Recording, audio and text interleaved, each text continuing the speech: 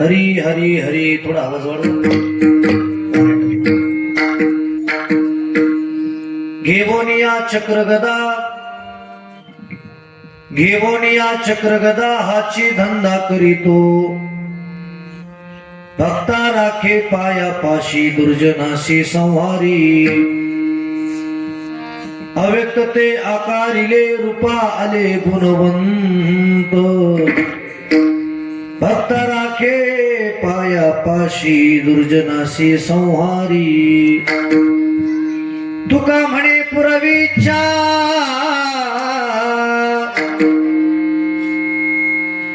जया तैसा विठ्ठल.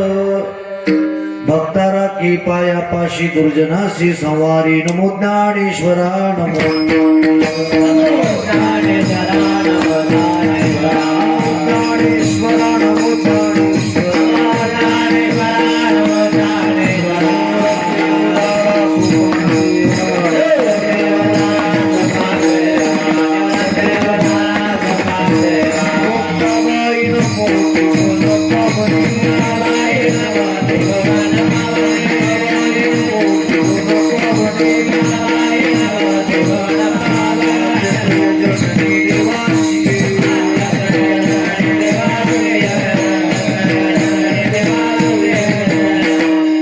अधिष्ठान जेते प्रतिष्ठान देखा. जेते जन्मला श्री गुणातीत एका.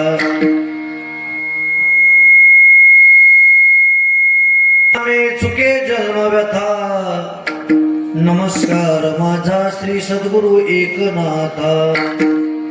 शरण शरण एकनाथा पायी माता ठेविला. नका पाहू गुण दोष झालो दास पायाचा. विठ्ठला विठ्ठला.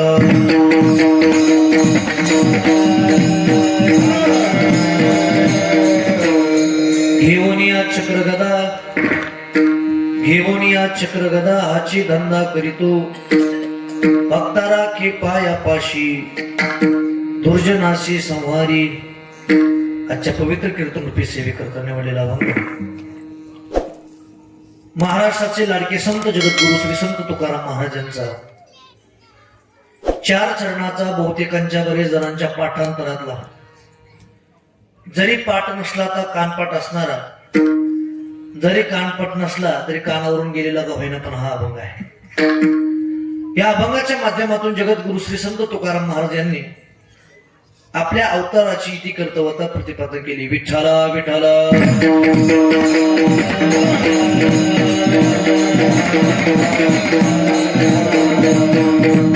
कैवल्य साम्राज्य चक्रवर्ती ज्ञानी यांचे राजयोग यांचे माऊली साधकांचे मायबाप अनाथाचे माय विश्व माऊली ज्ञानोबा राय. वैराग्य शिरोमणी श्रीमंत संत जगद्गुरु श्री संत तुकोबा राय शांती ब्रह्मा एकनाथ महाराज भक्त शिरोमणी मारुती राय आदी करून सर्व साधू संतांच्या आशीर्वादानं पवित्र पावन अशा या छत्रपती संभाजीनगर जिल्ह्यातील पवित्र अशा या फुलंब्री तालुक्यातील भालगाव गावामध्ये गेल्या 2 वर्षापासून चालत असलेला भव्यदिव्य महाशिवरात्रीच्या उत्सवाच्या निमित्ताने चालत असलेला हा भव्यदिव्य अखंड हरिनाम सप्ताह. आणि या अखंड हरिनाम सप्ताहातील आजच्या 4थ्या क्रमांकाची कीर्तनाची सेवा समस्त गावकरी मंडळी, भजनी मंडळी, सप्ताह कमिटी, सर्व तरुण बांधव या सर्वांच्या वतीने व आपल्या सर्वांचे आदरणीय श्री हरिभक्त परायण गुरुवर्य यांनी पहिली चाल समोर गायली.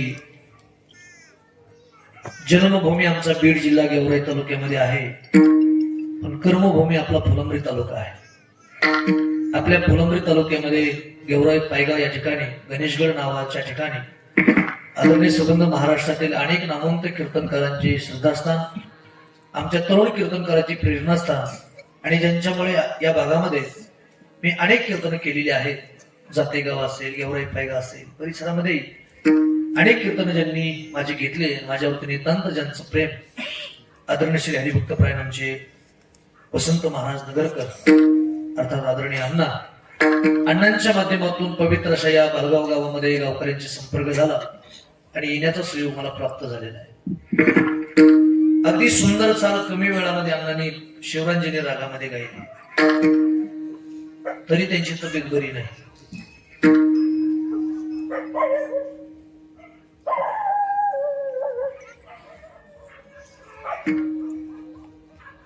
बरं झालं कुत्री बाहेर गावात. उद्या कोणी म्हणून आहे रात्रीच्या महाराजाला कीर्तनाला कुत्र बी नव्हतं. बरोबर आहे. आमच्या अण्णाने अत्यंत सुंदर वजनदार कमी वेळामध्ये सुंदर चाल गायली. अण्णांमुळे सेवेचा योग आहे. अण्णांच्या जेणे साष्टांगपणे पद आहे. आदरणीय हरिभक्त प्रायांनी पहिली चाल मागे गायली आमचे सुराशी महाराज आहेत. वारकरी गायक आहेत. अत्यंत वारकरी संप्रदायाच्या वारकरी झाले त्यांच्याकडे आहेत सुराशी महाराज. तुम्हालाही माझं वंदन आहे. सगळी परिसरातून आलेली सगळी टाळकरी मंडळी, अत्यंत गुणवान साधक मंडळी, आपल्याच गावातील आदरणीय ज्ञानेश्वर माऊली कोलते आहेत, त्यांनाही वंदन आहे. सुंदर असे मृदंगाचार्य आपल्या परिसराचं भूषण श्री हरिभक्त प्राणांचे सन्मित्र आमचे अतुल महाराज आहेत. तुम्हालाही माझं वंदन आहे. सुंदर असे हार्मोनियम वादक आहेत. सोनवणे मंडप यांचे अत्यंत गोड साऊंड सर्व्हिस आहे. छोटाले बटन आहेत. बास गेन ट्रबल विको अत्यंत सुंदर त्यांनी लावले. तुम्हाला धन्यवाद. थोडा वरचा आवाज कमी करा, मॉनिटरला द्या. पुन्हा एकदा धन्यवाद. विठ्ठला विठ्ठला.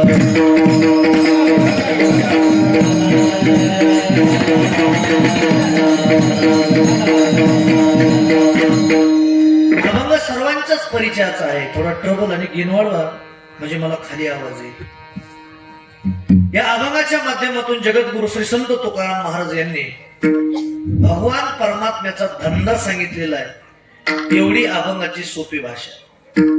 हे जे समोर बसलेत ना मुली, हे माझ्याकडे पहा. मी रोज नाही येणार, आजच आलो.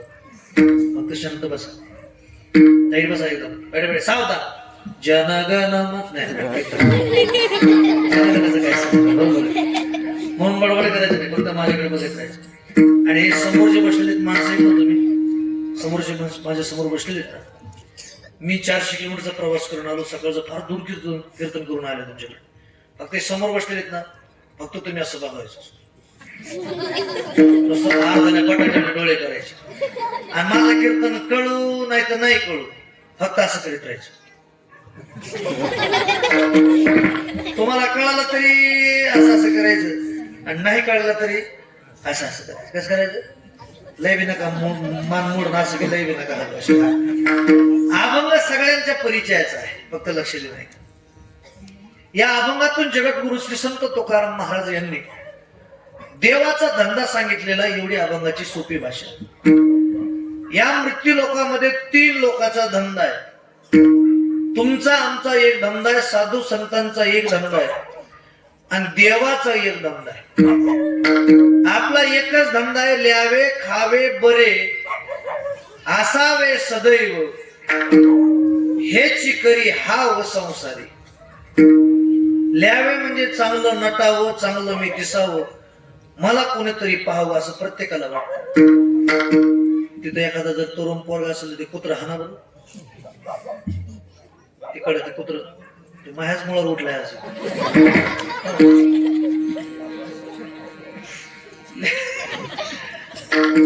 ल्यावे म्हणजे चांगलं दिसावं, प्रत्येकाला वाटतंय. महाराज सुद्धा फेटा बांधताना आरशात 3-3 वेळेला बघत काय बघत आहे. माझ्याकडे 10 लोक बघणार आहेत म्हणून चांगलं बांधावं फेटा. ल्यावे. आणि चांगलं दिसण्यासाठी सगळ्या भारत देशामध्ये सर्वात जास्त खर्च सध्या कशावर होत असेल तर त्याला इंग्लिश मधून मेकअप म्हणतात, मराठीतून त्याला सौंदर्य प्रसाधने म्हणतात. म्हणजे मेकअपचं साहित्य चांगलं दिसण्यासाठी, चवडा खटाटोपे चांगलं दिसण्यासाठी.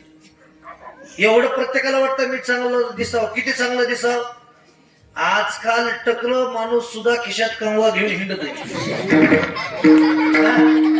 त्याला वाटतंय 22 केस आहेत पण मी कोणी कोका व्हायना पण भांगपाडीतच केलं.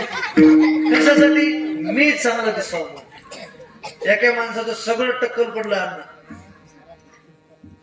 बायकोला मला ह्या बघ तुला नाव ठेवते ना म्हणलं, मला आता मी बाहेरच्या देशात जाणार आहे म्हणला, आणि 5 लाख रुपयाचे केस बसून आणणार आहे मला बाहेर टाकलं. बरं मला कसं दिसतंय? बायको म्हणले काही खर्च करायची एवढी गरज नाही, 5 लाख रुपयाचं मला सोनं करा, मी टाकल्या सगळं नांद दे म्हणली. कशासाठी? खाटा टोपाय फक्त मी चांगलं दिसावं याच्यासाठी. धुवायचे केस कापतो टाकतो म्हणजे आपण म्हणजे तुम्ही काय आम्ही थोडंच करा. कशासाठी? चांगलं दिसण्यासाठी. वाटेल तेवढे खटा टोपे चांगलं दिसण्यासाठी. असं म्हणतात फेअर अँड लवली लावली जाते. बऱ्याचशा लोकांचा असा गैरसमज आहे की फेरन लावली लावल्यावर माणूस गोरा होतो. सात चुकीची कल्पना आहे. फेरन लावली लावल्यावर जर माणूस गोरा झाला असता, तुमच्या गावात म्हशी आहेत का? हो, म्हशी आहेत का? आहे का नाही? असं असं करा, आहेत का म्हशी? म्हशी काय असतात? त्या गोऱ्या असतात. काही गोऱ्या म्हणतात, काही काळ्या म्हणतात. त्याच्यात मिळालं काही शिंदे गटात, काही ठाकरे गटात. म्हशी कशा असतात? काळ्या. मग फेरन लावली लावून जर माणूस गोरा झाला असता तर लोकांनी काय केलं असत? अहो, म्हशीलाच फेरन लावली लावून म्हैसच गोरी केली. म्हैस गोरी होती का? तरी म्हशी फेरन लावली का नाही? हे लई 5G रेंज वाल्याला कळण, हे बाकीच्याला कळणार. म्हणजे वाटते कशासाठी? चांगलं दिसण्यासाठी लिहावे, चांगलं दिसावं. 2 नंबर खावे. खावे म्हणजे चांगलं खावं. काही माणसं तर एवढं स्पेशल आहेत खाण्यासाठी की ते पंगत म्हणलं की घरूनच कांदे घेऊन जाते. नुसतं फोडायचं काम की सुरू खायचं का. एका सप्ताहामध्ये एका मी माणसाची मुलाखत घेतली. मला, बाबा रात्री कीर्तन कोणाचं होतं? ते म्हणले, महाराज मी काही कीर्तनला जात नाही. म्हणलं का? नाही जात. म्हणले 8 ते 10ची वेळ असते. म्हणला जातात महिला पुरुष घरचे सगळे जातात. म्हणलं त्याच्यामुळे मी काही कीर्तनला जात नाही. मग मला असं वाटलं कीर्तनाला नाही म्हणल्यावर कीर्तनानंतर भजन असते, भजनाला 100% जात असत. मी म्हणलं, बाबा मग भजनाची आवड आहे का तुम्हाला? नाही म्हणला. 10 वाजता कीर्तन संपत, मला तिथून पुढे झोप लागते. म्हणला नाही, भजनाला नसतो. मला भजनाला नाही म्हटल्यावर म्हातार 100% काकड्याला असत. कारण काकडीची आवड आहे मला म्हाताऱ्याला. मला, बाबा मग काकड्याला असता का? नाही नाही नाही. मला, महाराज काकड्याला तर खरी झोप लागते. मला पाठ साखर झोप असते. मला काकड्याला बी नसतो. मला मग ज्ञानेश्वरीच्या पारायणाला असता का सकाळी? नाही नाही. म्हणला पारायणाचं काम पोरा सोराच आहे. म्हणला आपलं काय काम आहे का? मला आता काय डोळ्याने दिसत का? मला आपल्याला पारायणाला नसतो. मला मग गावात भव्य दिवस शिव महापुराण कथा आहे, कथेला असता का तुम्ही? नाही नाही. म्हणला कथेला सगळ्या महिला मंडळी असतात, 2-4 पुरुष असते, त्याच्यामुळे मी काय कथेला जात नाही. मला मग 100% हरिपाठातला विना या बाबाकडे असत. हरिपाठ लय सुंदर होता. मी आलो त्यावेळेस. म्हणलं, बाबा हरिपाठाला असतं का? नाही नाही. मला पोरं सोरं असतात हरिपाठाला, मुली असतात, त्याच्यामुळे नसतो. मला मी हरिपाठाला नसतो. म्हणलं मग तुम्ही कीर्तनाला नाहीत, भजनाला नाहीत, पारायणाला नाहीत, कथेला नाहीत, नेमकं तुम्ही कशाला आहेत? मला एकाच गोष्टीला असतो. सदा सर्वदा योग तुझा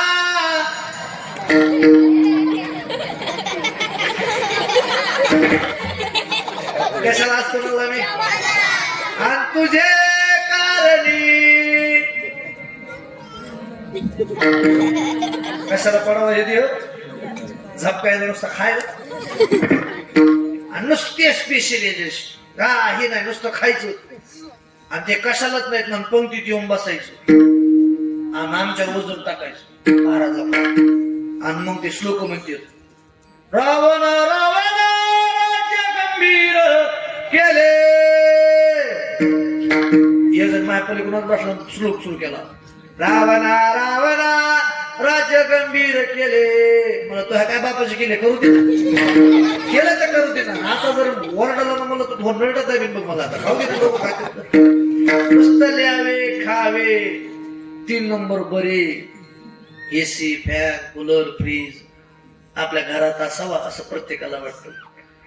गृही व्हावे धनधान्य. महाराज म्हणतात आपलं कुटुंब आपला व्यवसाय चांगलं चालावं आणि आपल्या कुटुंबाची सेवा करत राहणं हा साधू संतांचा नाही, हा आपला धंदा आहे.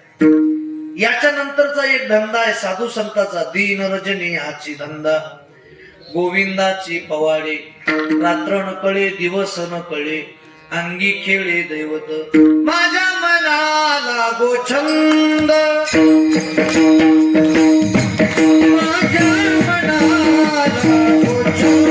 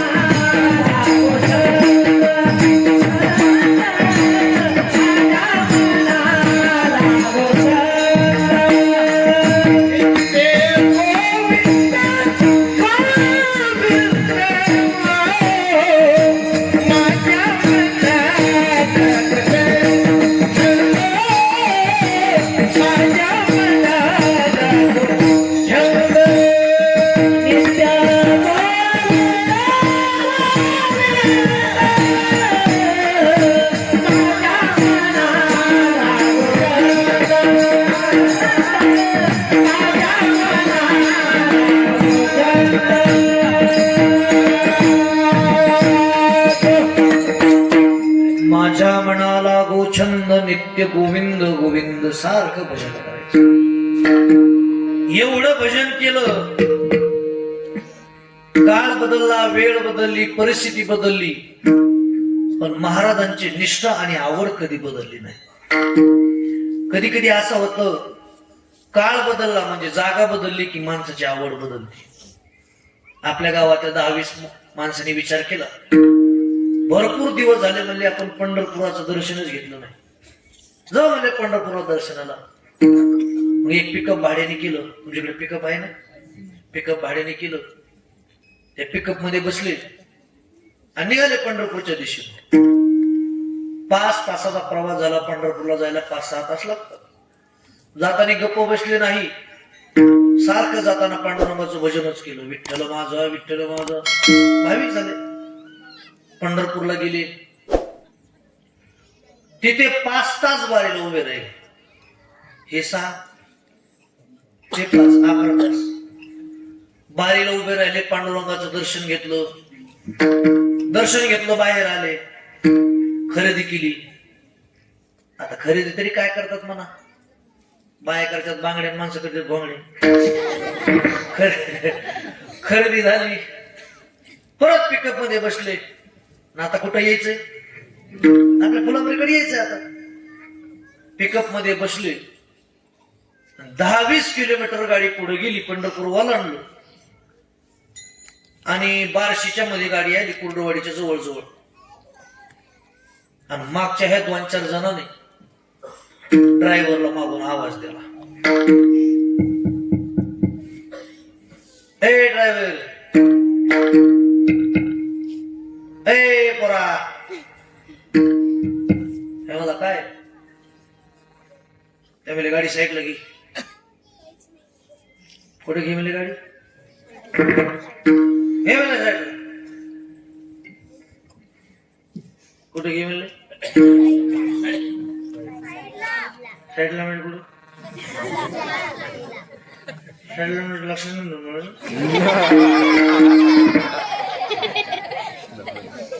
नाही काय लक्ष? साईडला म्हणजे कुठं? असं लय खोटं सांगावं लागतं तुम्हाला. ड्रायव्हर खाली होता, भाविक होता बिचारा. तेव्हा मला 6 तासाचा प्रवास, 5 तास बारीला. एवढं भजन तुम्ही केलंय, एवढे पांडुरंगाचे निष्ठावंत भक्त झाला, आणि आता तुम्ही बोला की सगळं मला सांगायला होतं का? तुम्ही सगळं माहिती आहे तुम्हाला. आणि आता तुम्ही डायरेक्ट धाब्यावर उभी केली, दारूची भाषा करायला.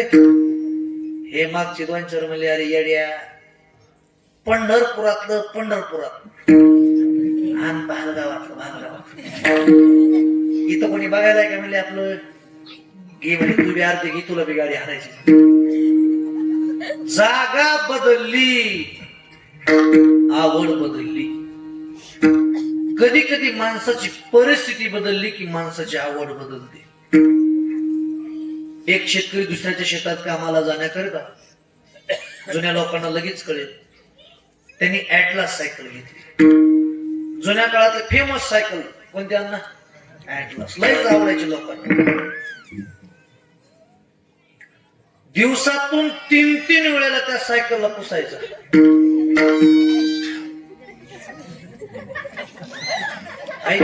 ताई मोकळ रोड देतात, मोकळ रोड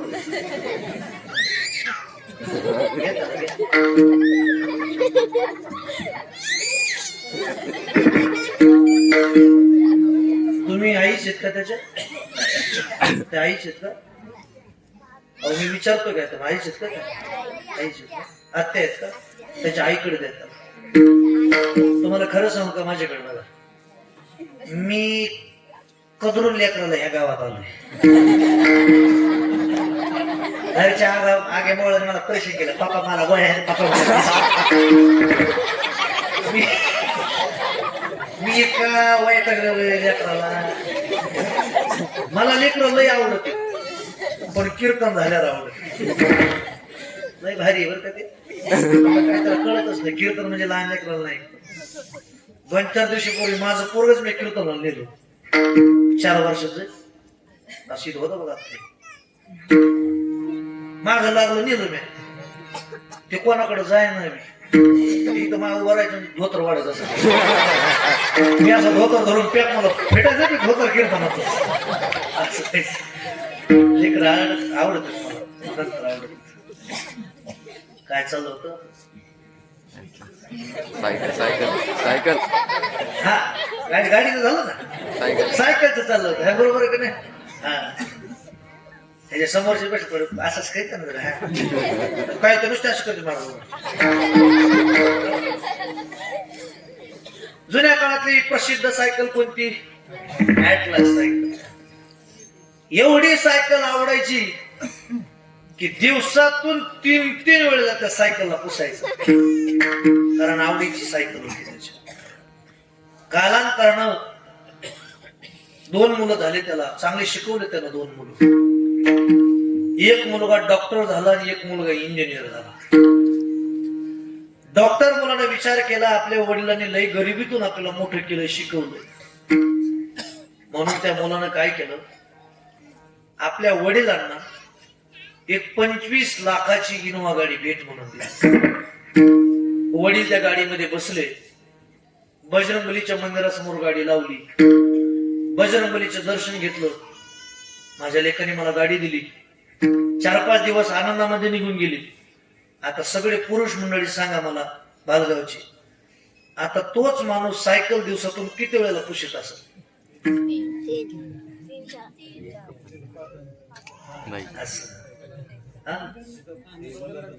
नाही, सायकल किती वेळेला पुसत असेल मी असं विचारायला. अरे वा, काय हुशार बघा बालगावचे लोक. ते म्हणते पुशीत नसल महाराज, ते सायकल कडे काय करीत नसल, बघतच नसल. का बरं बघत नसल? आता गाडी आल्यावर सायकलला कोणी विचारतं का? हा, कीर्तनकार झाल्यावर हरिपाटला कोणी विचारतं का? म्हणजे सांगायचं मोठं मला, जागा बदलली, सुरुवातीला आवड बदलली, आता परिस्थिती बदलली. काय बदलली? आता आवड बदलली. कधी कधी माणसाचं वय बदललं की माणसाची आवड बदलते. काय बदलल्यावर? वय बदलल्यावर. इकडे बघा, माझ्याकडे बघा, बघा तुम्ही इकडे बघा, ना तुम्ही हाणून घे ना तुमच्याकडून. वय बदललं की माणसाची काय बदलते? आवड बदलते. 2 वर्षाचा मुलगा मोठ्याने रडायला लागला. आईने घेतलं रडायचं थांबाना, वडिलांनी घेतलं रडायचं थांबाना, गल्लीतल्या महिलांनी घेतलं रडायचं थांबाना बाळ 2 वर्षाचं. मग वडिलांच्या लक्षात आलं काय करावं बाळाला, रडतं काय राहीना. म्हणून वडिलांनी काय केलं, त्या बाळाला घेतलं आणि आपल्या खांद्यावरती आपल्या लेकराला घेतलं. त्याच्यामध्ये एक गंमत आहे. आई आपल्या बाळाला कडेवर घेते आणि वडील आपल्या बाळाला खांद्यावर घेतात. आई कुठं घेते? कडेवर, आणि वडील खांद्यावर घेतात. आई कडेवर घेते याचं कारण, जे मला दिसतं ते माझ्या लेकरानं पाहावं म्हणून आई आपल्या बाळाला कडेवर घेते, पण बाप बाळाला खांद्यावर घेतो याचं कारण आहे जे मलाही दिसत नाही ते माझ्या या लेकरानं पाहावं म्हणून बाप बाळाला खांद्यावर घेत असतो. आईपेक्षा काकणभर सर्वात जास्त प्रेम जर कोणाचं असेल तर ते प्रेम आपल्या बापात असतंय. म्हणून वडिलांचा जर फोन आला तर फोन कट करत जाऊ नका, कारण असे माझ्यासारखे कितीतरी मुलं आहेत की त्यांना वडिलांचा फोन येत नाही, म्हणजे माझ्या वडिलांचं निधन झालेलं आहे असं मला सांगायचं. वडिलांनी खांद्यावर घेतलं आणि वडील स्टेशनरीच्या दुकानात त्याला घेऊन गेले. त्याला रडू द्या तुम्ही, माझ्याकडे बघा. काय घ्यावा म्हणले आता बाळाला? बाळ तर काय रडता राही ना. इकडं तिकडं पाहिलं, असंच रडत होतं मोठ्या मोठ्या. इकडं तिकडं पाहिलं, काय घ्यावा बाळाला, रडता राही ना. मग त्यांना दिसली एक बाहुली. काय दिसली? बाहुली. दुकानदाराला विचारलं बाहुली आहे का ती? म्हणले हो. किती रुपयाला आहे? त्याने सांगितलं 20 रुपये. त्या म्हणले बाहुली. ती बाहुली घेतली आणि त्या बाळाच्या हातामध्ये दिली आणि काय चमत्कार झाला म्हणता, हातात बाहुली पड ती रडता जे बाळ राहत नव्हतं ते बाळ 2च मिनिटात रडायचं राहिलं. कशामुळं? बाहुलीमुळे. कालांतरानं ते बाळ हळूहळू हळू मोठं होत गेलो, शाळेमध्ये गेलो.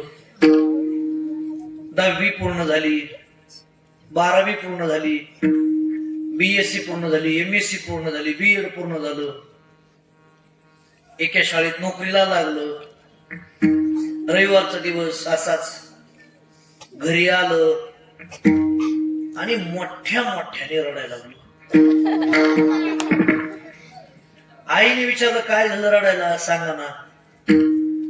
मित्राने विचारलं काय झालं रडायला? सांगा ना. शेवटी वडिलांच्या लक्षात आलं हे 2 वर्षाचं असताना एकदा असं रड होत.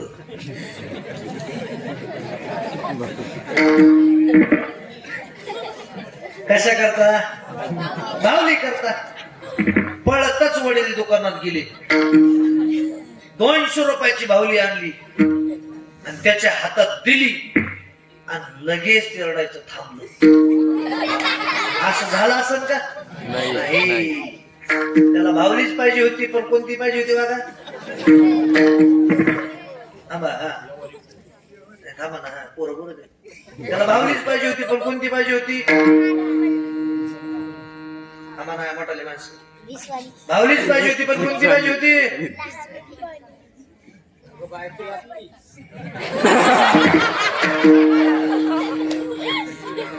बरोबर सांगितलं ते. म्हणजे आडाक्यात शिरतच नाही, डायरेक्ट घाली लोटा मोकळा पटा बाईक लागते त्याला.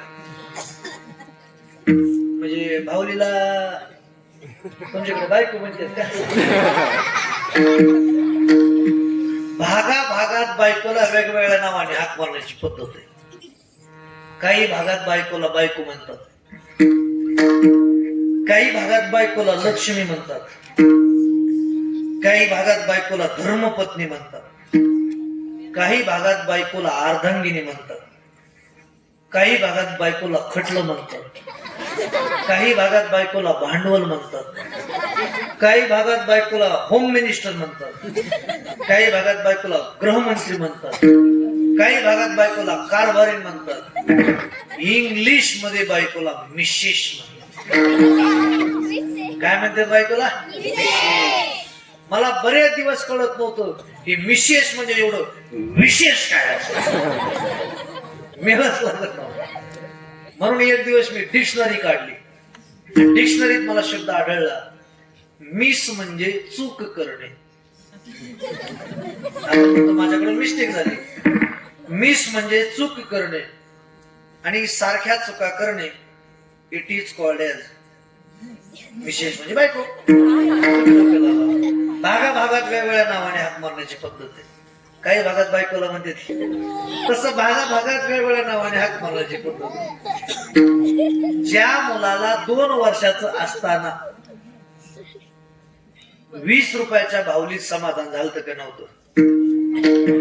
पण आता त्याला 200 रुपयाची भावली दिली तरी सुद्धा त्याचं समाधान होत नाही. त्याचं कारण काय?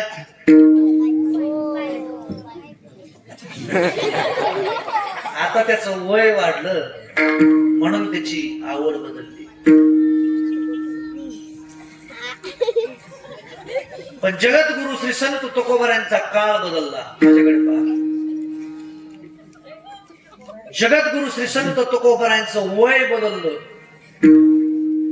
जगद्गुरु श्री संत तुकाराम महाराज यांची परिस्थिती बदलली.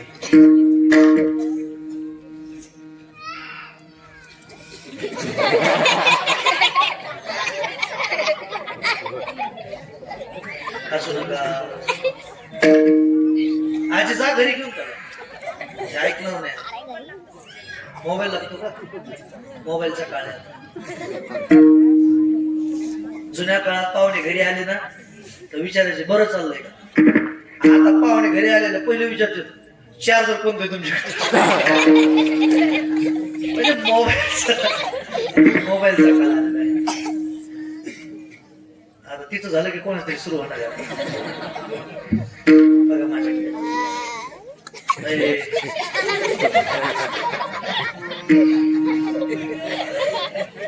तुमच्या गावात लिहिक बरं जास्त.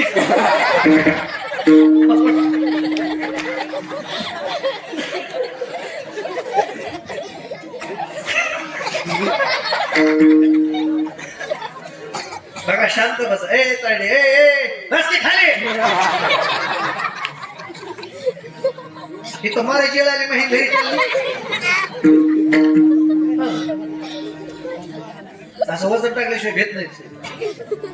मी असं कधी कधी घरी वजन टाकीत होतो. चहा कर काय मी करीत नाही. हॉटेलमध्ये जाऊन पित असतो. वजन टाकीत असतो. असं दे बघा माझ्याकडे शांत. बरेचसे आमची महाराज मंडळी. आता थोडं अवधान देऊन ऐका माझ्याकडे पहा. आपलं भालगाव गाव आहे. किती लोकसंख्येचं गाव आहे दादा? 900 लोकसंख्येचं. आपल्या इकडे जमिनीला एकर म्हणतात का बिघा म्हणतात? एकर. हायेस्ट तुमच्या गावात किती जमीन आहे एखाद्या माणसाला? हायेस्ट 5 एकर जमीन एका माणसाला. Highest 5 acre.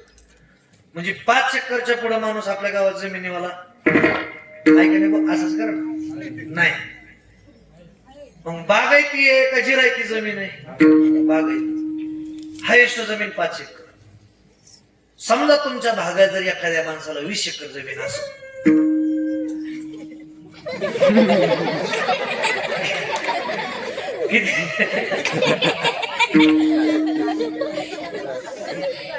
हे तुमचा गुण नाही. हे माझ्याच पायाचा पाय पांढऱ्या पायाचा. तुम्हाला काय सांगा. मी कोण्या गावात जाऊ डीपी करी जळण एखाद्याच्या घरी गेल्यावर गॅस तरी संपवून अशी कुठाने होत असं. 4-5 दिवसापूर्वी एका म्हाताऱ्याला भेटायला गेलतो. मला बाबा तब्येत बरी का? ते म्हणले हो बाबा तब्येत बरी. मी म्हणलं काय नाही क्लिअर होत. मेलं ते काल म्हातारं काल मेलं. अशा माझ्याच पायाचा तो पाय गुण आहे. त्यामुळे तुम्ही माझ्याकडे बघत राहा. हो ते काय डिस्टर्ब व्हायचं. हा नाही इकून झालं की इकून येत. इकून झालं की इकून येत.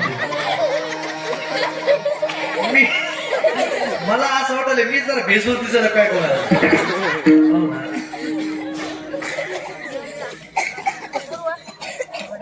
समजा आपल्या गावात 20 एकर जमीन आहे. हो ऐका.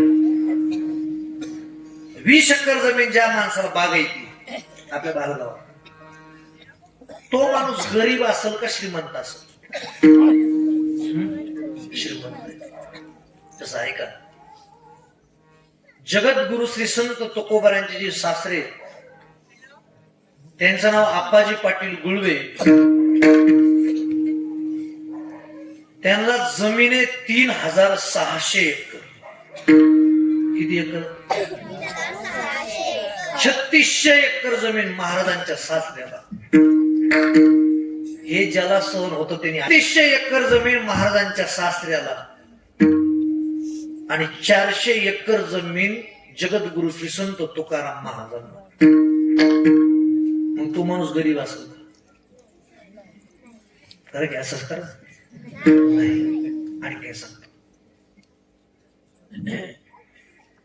गाथ्यामध्ये अभंग 4092. किती अभंग आहेत? बरोबर ना? किती अभंग आहेत सुरेश महाराज? 4092 गाथ्यात अभंग. जास्तीत जास्त कोणाला पैसे दिले याचं नोटबुक मध्ये लिहून ठेवतो व्यवहारासाठी, कोणाला किती पैसे दिले. तसं तुकोबारांची 7 पिढ्यांची सावकारकी आहे. कोणाला किती पैसे दिले 7 पिढ्याच्या वह्या लिहून ठेवलेल्या आहेत. पण जगद्गुरु श्री संत तुकोबारांच्या काळामध्ये पडला भीषण दुष्काळ. अशी काही मंडळी आपल्या बालगावमध्ये सध्या कीर्तनात उपस्थित आहेत की 1972चा त्यांनी दुष्काळ पाहिलेला आहे. तो कोणी कोणी पाहिलेला आहे का दुष्काळ? तुम्ही पाहिलेला आहे. किती भीषण दुष्काळ होता 1972चा हे तुम्हाला माहिती आहे.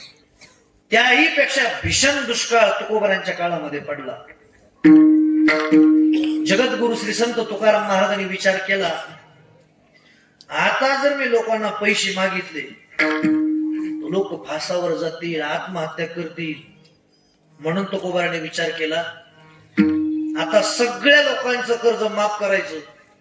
म्हणून सर्व कर्जाच्या वह्या घेतल्या आणि आपले बंधू कान्होबारायांकडे गेले.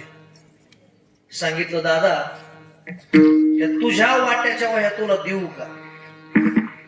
कारण देवाचं गावाचं भावाचं कधी खायचं नाही.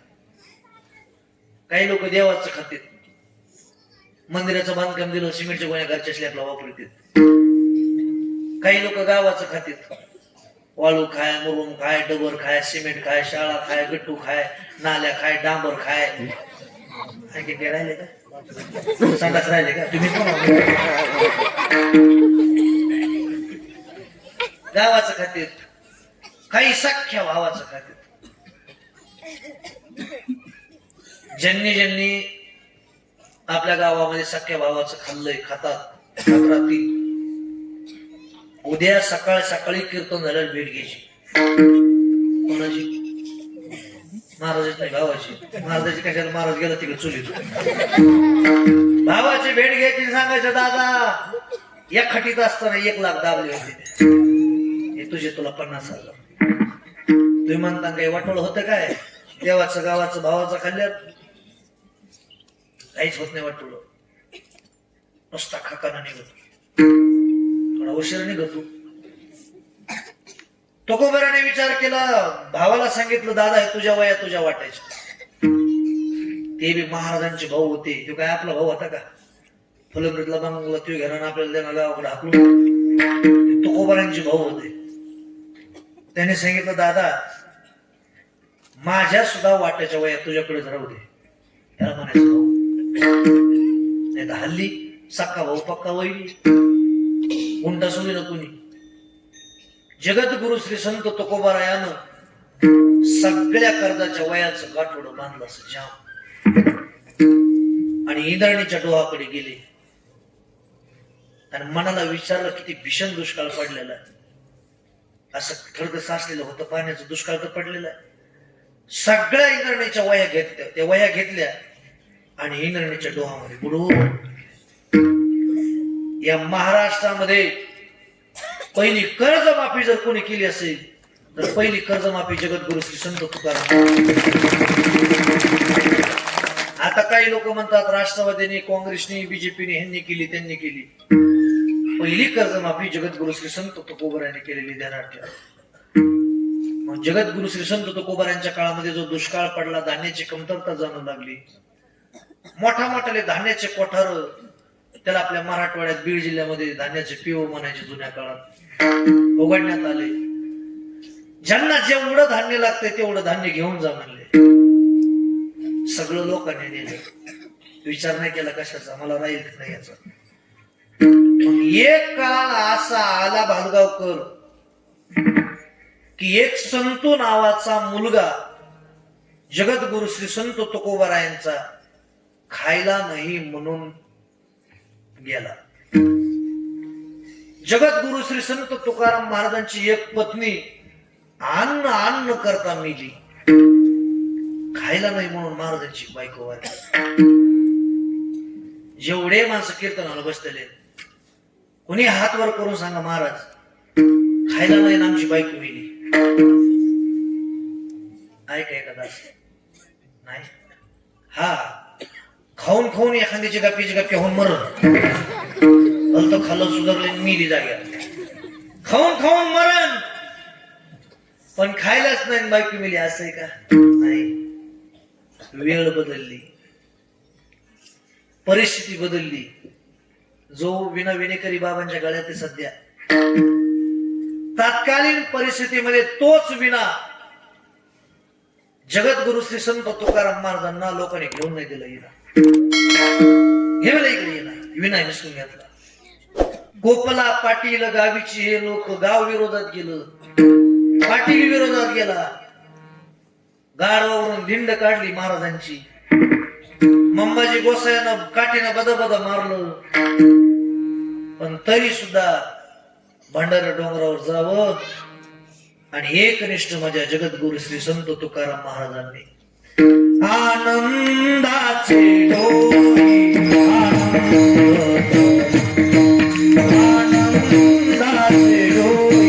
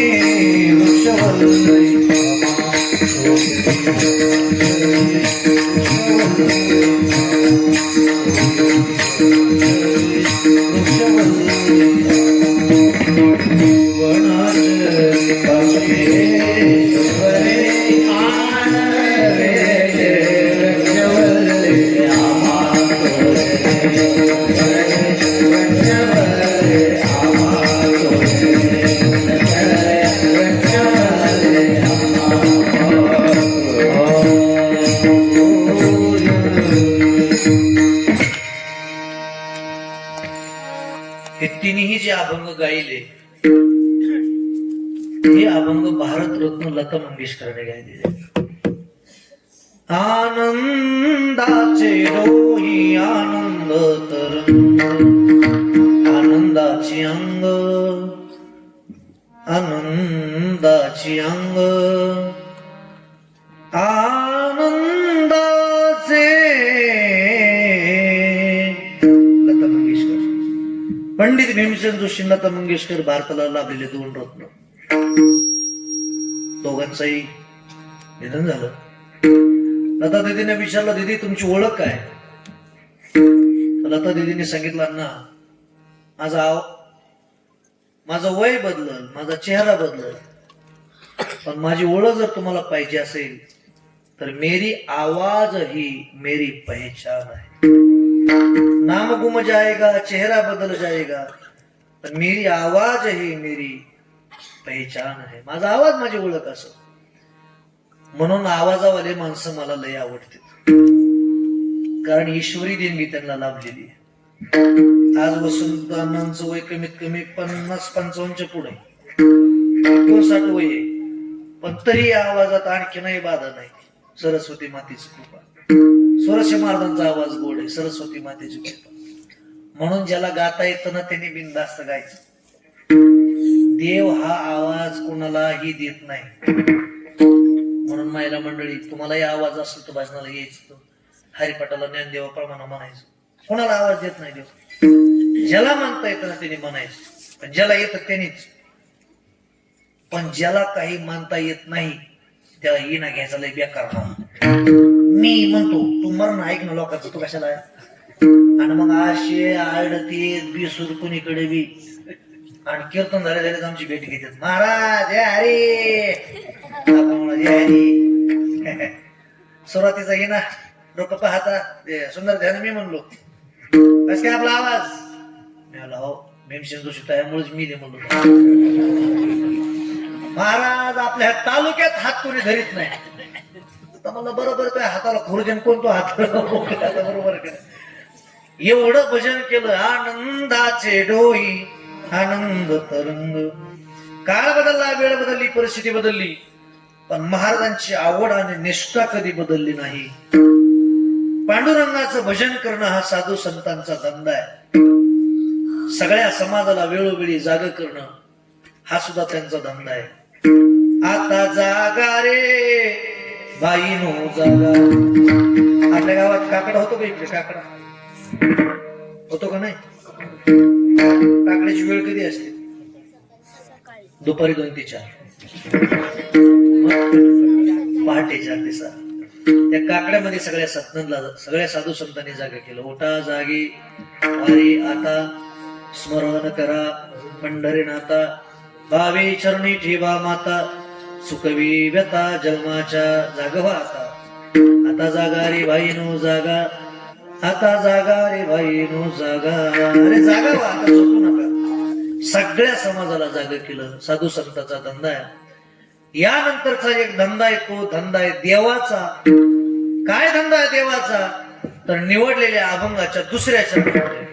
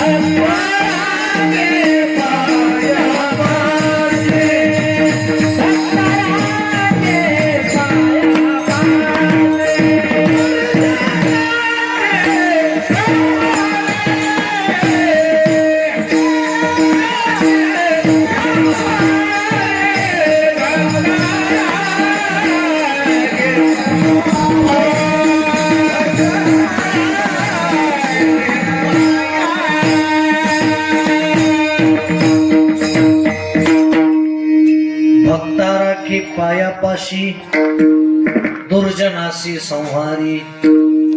काय देवाचा धंदा आहे, किती सोपी अभंगाची भाषा आहे.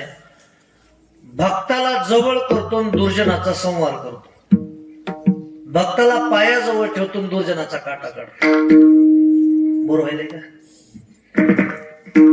चहा सांगायचं का? भक्ताला पायाजवळ ठेवतो आणि दुर्जनाचा काटा काढतो. कोण्या कोण्या भक्ताला जवळ केलं असे 2,500 उदाहरण आहेत. भक्ता कारणे येणे घेतली से आळी 10 गर्भवास सोसिले वनमाळी हृदयी धरुणी तुम्ही अशी केळवयान्याओ माझ्या कानाचे नाव भरी घ्याओ माझ्या कानाचे नाव भरी घ्याओ. अनेक भक्ताला जवळ केलं. उदाहरण क्रमांक 1, जुन्या काळात गदा युद्ध होतं. कोणतं युद्ध? कारण ताकद तशीच होती. जुन्या काळात 1-1 क्विंटलचा बारदाना सहज उचलून बैलगाडीत टाकीत होता, कारण ताकद तशी होती. आता 4 लाखाला बुलेट गाडी येते, पण बटन स्टार्ट दिली. का दिली माहितीये का? कंपनीला माहिती याला किक हाणं होणार नाही, एक बाजूला सोडून ह्याच गुडघा उठवायचा, म्हणून बटन स्टार्ट गाड्या दिल्या. जुन्या काळात ताकद होती, आता ताकद राहिली नाही. 1-1.5 महिन्यापूर्वी सासर जवळ कीर्तन असताना जेजुरी लागते जाताना, जेजुरी. आणि मी जेजुरीचं काही दर्शन घेतलेलं नव्हतं अण्णा, म्हणून चला मला दर्शन घेऊ गडावरती, म्हणून दर्शनाला गेलो. पण तिथे गेल्यानंतर मला असं समजलं की पश्चिम महाराष्ट्रात ज्यांचं ज्यांचं लग्न होईल, ज्यांना ज्यांना खंडोबा देव आहे, त्यांनी खंडोबाला जायचं नवीन लग्न झाल्यावर, आणि बायकोला 5 पायऱ्या उचलून घ्यायचं अशी तिथली पद्धत आहे. तुम्ही ऐकलं? आणि तसं बघायला म्हणल्यावर आपण उठतो का तासन तास. आमचा मित्र मला महाराज इथं असं असते. मी पाहिलं लांबून अशी जोडपे यायची, बायको त्याने उचलून घ्यायची. पुण्याहून एक जोडपं आलं 35-55. 35-55 म्हणजे कळलं का तुम्हाला? तिचं वजन 55 आणि त्याचं वजन 35. ते जसं आलं ते काय घ्याय ना बायकोला 5 पायऱ्या. ते लोक पोरं म्हणले तिथं तसं जमत नाही, तर 500 रुपये पावती फाडावं लागतं. ते मला 500 रुपये पावती फाडूस तर घेऊन ना मला 4 पायऱ्यात उचलून बायको. ते जसं खाली बसलं का तसं मी ओळखीला गाड्या म्हणलं ह्या रामाला धनुष्य उचलूच शकत नाही. ते जसं खाली बसलं तसं माझ्या छाताडात धडा धडा धडा. जसं खाली बसलं ना बायको उचलले की पेंटल फाटे वरूनच खाली. त्याला काय काय 55 किलो. आता काही ताकद राहिले? जुन्या काळात ताकद होती. एका बुक्कीत माणूस फोडीत होता, 500-500 उडबाशा काढीत होते, 200-200 जोर काढीत होते. आता कोणी काय व्यायाम करतोय का काय? अशा खोबरा सगळ्याच्या वाटा झाल्यात. मावे खूप एवढं सुद्धा अंतर बसणार कोणामध्ये. कशामुळं? खटके खाऊ. जुन्या काळात ताकद होती. आणि जुन्या काळात गदा युद्ध होतं. कोणतं युद्ध? गदा युद्ध. आणि गदा युद्धातला नियम माझ्याकडे बघा. कमरेच्या खाली गदा मारायची नाही, हा गदा युद्धातला नियम. जसा आपल्या भजनातला नियम, भैरवी शेवटी गावा. बरोबर आहे ना? सुरुवातीलाच म्हणते भैरवी शेवटी गाते. बरोबर. जेवणातले नियम, जेवायला बसलं की भात शेवटी खायचा, अगोदर नाही खायचं. तसं गदा युद्धातला नियम, कमरेच्या खाली गदा मारायची नाही. आणि महाभारतामध्ये भगवान श्रीकृष्णानं भीमाचं आणि दुर्योधनाचं अंतिम टप्प्यात युद्ध सुरुवात झालं. भीम हारणार, पांडव हारणार, कौरव जिंकणार, अशा परिस्थितीला युद्ध आलं. आणि भगवान श्रीकृष्णानं ते युद्ध सुरू असताना ओळखलं आता माझे पांडव हारणार, भीम हारणार, म्हणून आवाज दिला, ए मजले भैया. कोणते भैया? हिंदी भाषा. ओ मजले भैया, युद्ध चालूच आहे. बळीराम दादाने सांगितलं, काय ओरडतोस? गपचूप युद्ध पहा ना. मजले भैया काय ओरडतोस? पुन्हा आवाज दिला, ओ मजले भैया.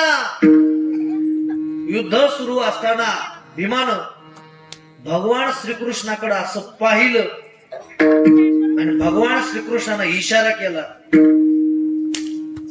मांडीवर थाप टाकली स्वतःची. याचा अर्थ काय? नाही, याचा अर्थ सांगा. त्याच्या मांडीवर का था? समजणे वालों को इशारा करते. समजणाऱ्या माणसाला इशारा कळायला पाहिजे. घरी पाहुणे आले, मग पाहुणे जे करतो म्हणता येणार चहा कर, म्हणून नवरा फक्त खिडकीत गेला सांगितलं, ए इशारा केला म्हणजे 2 कप चहा किंवा 2 हाफ चहा. वाटलं येईन चहा 10 मिनिटांनी, तरी चहा येणार. याला वाटलं कसं काय विसरलं, पुन्हा खिडकीत गेलं, ए काहीतरी हे इशाराच कळा ना तिला. असं उठलं डोक. हे होतं 7वीत, 3दा बसलो होतं त्या काळात, हुशार होते. 7वीत 3दा बसलो. हे मला तर वजनच टाकतो, मला इंग्लिश मधून बोल. हे मला काय कर, 2 कप टी. काय 2 कप टी, 2 कप चहा. इंग्लिश मध्ये म्हणलं ते 2 कप टी. ती म्हणली मी कपटी, तू कपटी, तो बाप कपटी, माय कपटी, खानदान कपटी म्हणली, मला कपटी. भाऊने म्हणजे आपल्याला चहा प्यायचं इशारा कळाला का? माणसाला इशारा कळाला पाहिजे. आता विधानसभा झाली ना, इशाऱ्यावर काय काही कार्यक्रम झाले. हा फक्त सांगितलं यांच्याकडं जरा लक्ष द्या, लगेच लोकांनी लक्ष दिलं. काही सांगितलं ह्यांच्याकडे लक्ष द्या, ह्यांच्याकडे लक्ष द्या. काही सांगितलं लक्ष द्या, म्हणजे बरोबर इशाऱ्याने कार्यक्रम झाले. समजने वालों को इशारा काफी है. भीमाने ओळखलं भगवान परमात्म्यानं मांडीवर गदा आणायला लावली, पण का मारायला लावली त्याचे बे काही कारण आहेत. सगळं इतिहास सांगायला वेळ नाही, पण सांगू का? सांगतो. धर्मराजाला विचारलं युद्ध सुरू होण्याच्या अगोदर मला वज्रदेही होण्यासाठी काय करावं लागेल. तर धर्मराजाने सांगितलं आपल्या घरामध्ये तुझी आई, आपली माता गांधारी माता, नखशिकांत जर तुला निहाळलं सगळं शरीर तुझं वज्रदेही होईल. निघाला. आईला विचारलं आहे असं असं मला धर्मराजाने सांगितलंय. आईने सांगितलं धर्मराजा कधी खोटं बोलणार नाही, जा अर्ध्या रात्री ये आणि नग्न अवस्थेत ये. नग्न अवस्थेत निघाला आणि तेवढ्या रात्री भगवान श्रीकृष्णानं माळ्याचा वेश धारण करून त्याला जयारी घातला. कुणीकडं सांगितला प्रकार. आईकडे निघालो, वज्रदेही व्हायचंय. अहो म्हटले दुर्योधन महाराज, आज तुम्ही युवराज आहेत, तुमच्या आईने तुम्हाला कधी पाहिलं नाही, तारुण्य आहात तुम्ही, आईच्या समोर असं जाणं चांगलं नाही. एवढी फुलाची माळ लज्जारक्षण म्हणून तरी लावा. म्हणून गेला. आईनं नखशिकांत निहाळलं, सगळं शरीर वज्रदेही झालं, पण एवढी जागा कच्ची राहिली. गदा घेतली आणि त्याच्या मांडीवर घातली. दुर्योधन संपवला. भक्तारा के पाया पा, भक्तारा के पाया पा, भक्तारा के पाया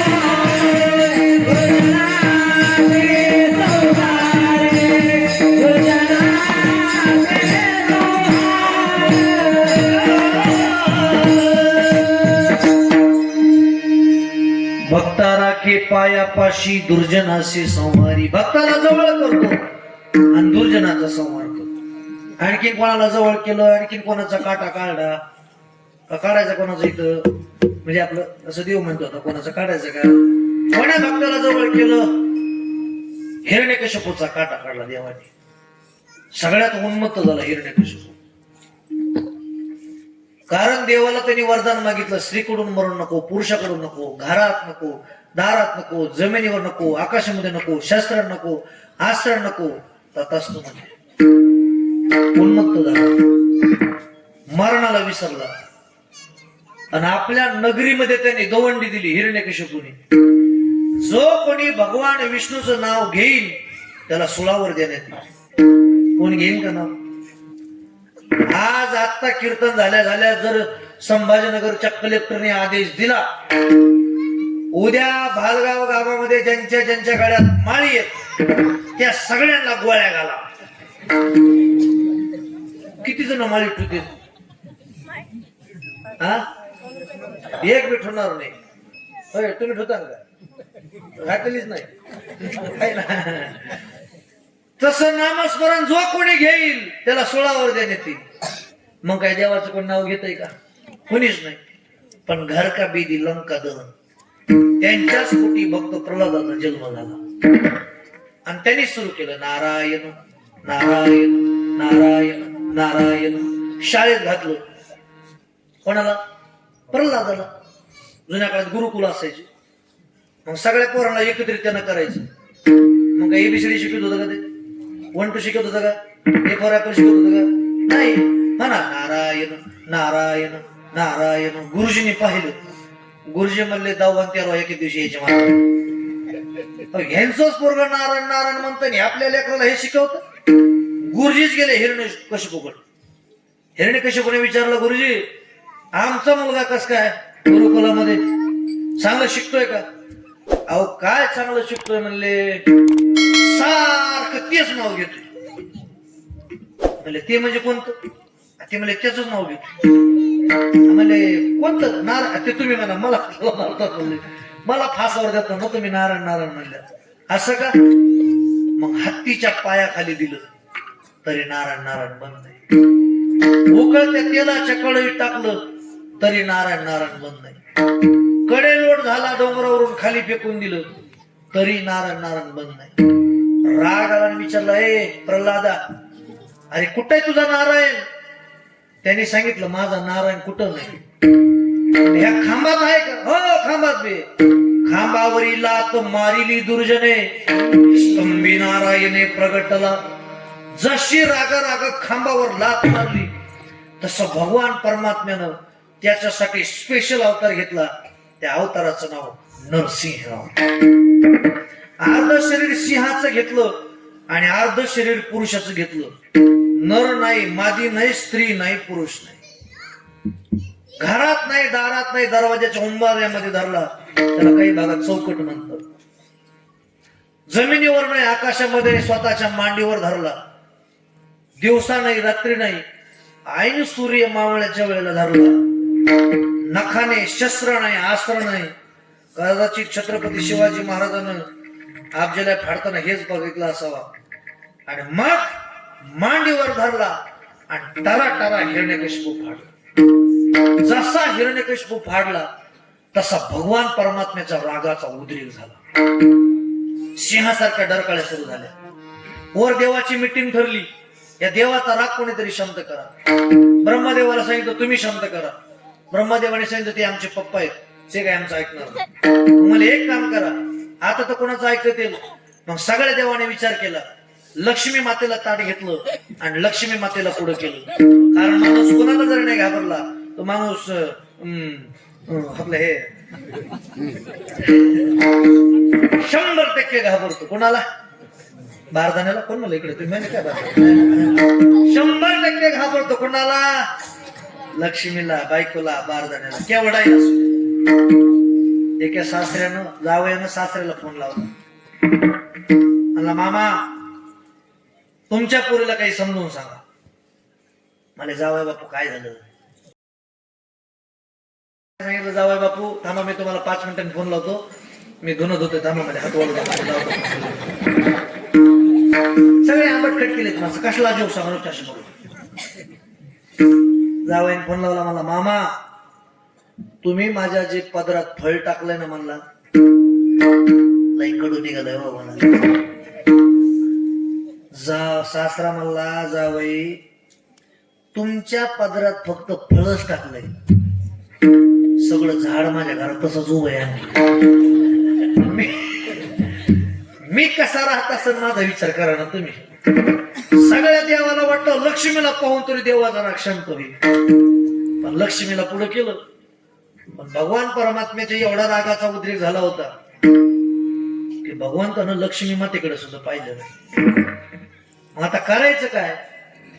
ज्याच्यासाठी अवतार घेतला त्या भक्त प्रल्हादाला पुढे केलं, आणि जसं प्रल्हादाला पाहिलं तसं रागाने उद्विग्न झालेली भगवान परमात्मा एकदम शांत झाले. एवढ्यावर थांबले नाही. भगवान परमात्म्यानं भक्त प्रल्हादाला आपल्या कडेवर उचलून घेतलं. नाम प्रल्हाद उच्चारी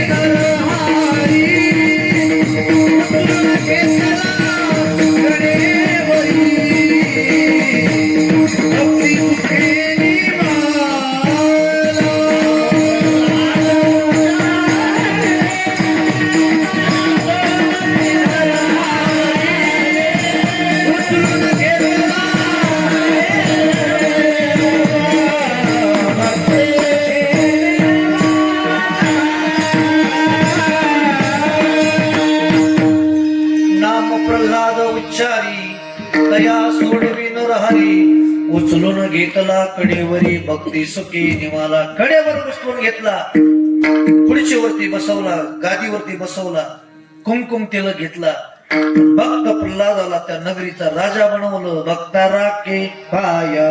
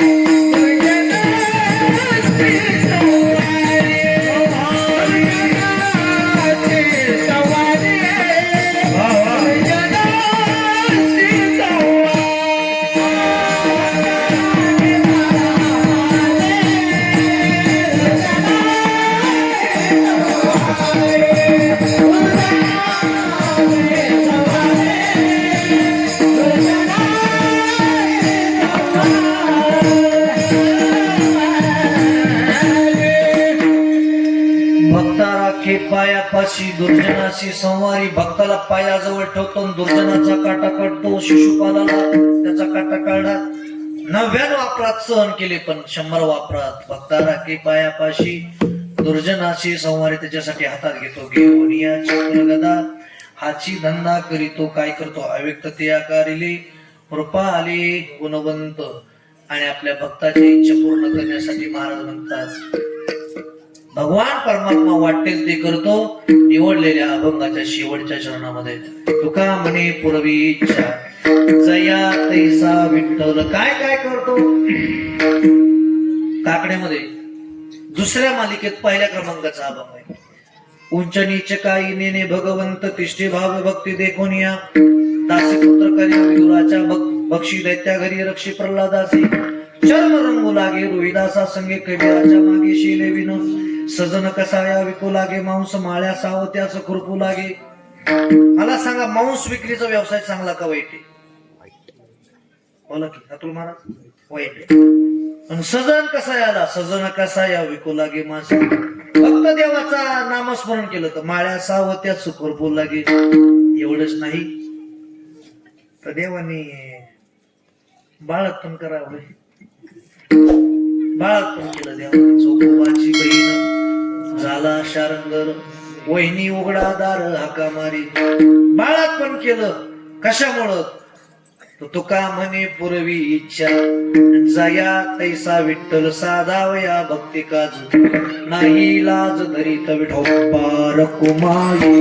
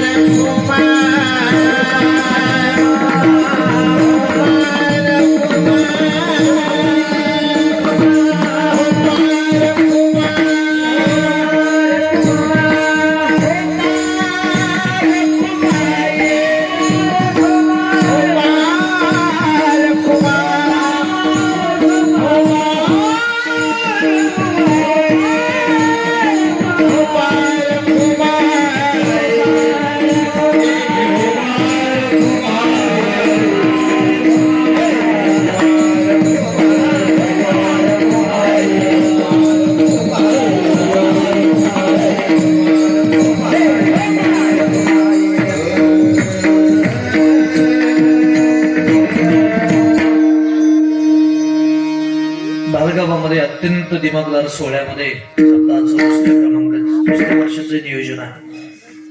अगदी थाटामाटामध्ये सर्व तरुण बांधव आपल्या सप्ताहाला हजेरी लावतात. अत्यंत आनंदाची गोष्ट आहे. छत्रपती शिवरायांवरती नितांत प्रेम करणारे सगळे तरुण बांधव आहेत. ज्या वेळेला मला आणायला आले होते ना, सगळे शिवरायांच्याच गर्जना करत होते. नाहीतरी आजही 450 वर्ष होऊन गेले. आजही 450 वर्ष होऊन गेले. आजही छत्रपतींचं आपण जर नाव घेतलं तर आजही अभिमानाने कॉलर आपली टाईट होते. आज आपल्या घरामध्ये आपल्या आजोबाचा फोटो नाही, आपल्या पंजोबाचा फोटो नाही, आपल्या खापर पंजोबाचा फोटो आपल्या घरामध्ये नाही. पण या महाराष्ट्रामध्ये असं एकही हिंदूचं घर नाही की त्या घरामध्ये माझ्या छत्रपती शिवाजी महाराजांचा फोटो नाही. आपले वडील, आपले आजोबा, आपले पंजोबा फक्त आपल्या कुटुंबासाठी जगले, पण माझे छत्रपती शिवाजी महाराज अखंड स्वराज्यासाठी जगले. म्हणून आजही कीर्तन आपली त्यांची आठवण काढते. राजाधिराज महाराज सिंहासनाधीश्वर महाराज छत्रपती शिवराय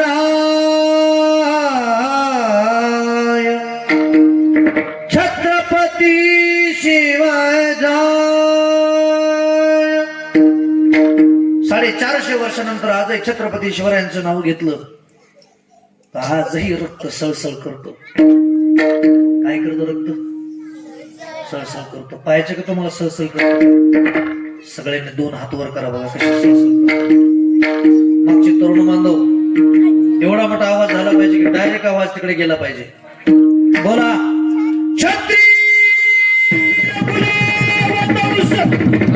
सिंहासनाधीश्वर प्रौढ प्रताप पुरंदर राजा श्रीमंत योगी श्री श्री श्री छत्रपती शिवाजी महाराज की छत्रपती शिवाजी महाराज की छत्रपती शिवाजी महाराज की.